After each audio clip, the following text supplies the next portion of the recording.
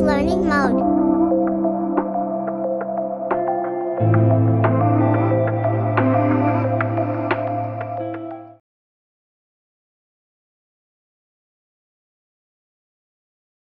एक बार की बात है, एक छोटे से गांव में एक छोटा लड़का रहता था जिसका नाम था राहुल।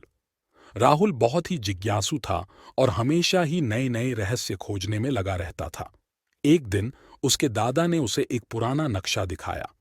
नक्शे पर एक खजाने का निशान था जो एक खंडहर में छिपा हुआ था। राहुल बहुत उत्साहित हो गया। उसने अपने दोस्तों रमन और रिया को भी इस बारे में बताया। वे तीनों एक साथ खजाने की खोज पर निकल पड़े। खंडहर एक जंगल के बीच में स्थित था। वहां पहुंचकर वे नक्शे का ध्यानपूर्वक अध्ययन करने लगे।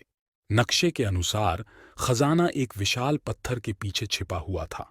वे उस पत्थर के पास पहुंचे और उसे धक्का दिया, लेकिन पत्थर हिला नहीं। वे और जोर से धक्का दिया, लेकिन फिर भी पत्थर नहीं हिला। वे निराश हो गए थे कि तभी राहुल ने देखा कि पत्थर के नीचे एक छोटा सा निशान है। राहुल ने अपने हाथ से उस निशान को खोदा। वहां से एक छोटी सी चाबी निकली। वे चाबी लेकर पत्थर के पास गए और उसे ताले में डाला। ताला खुला और पत्थर हट गया। उसके पीछे एक गुफा थी। वे गुफा के अंदर चले गए। गुफा अंधेरी थी, लेकिन राहुल के पास एक टॉर्च थी। उससे उन्होंने गुफा को रोशन किया।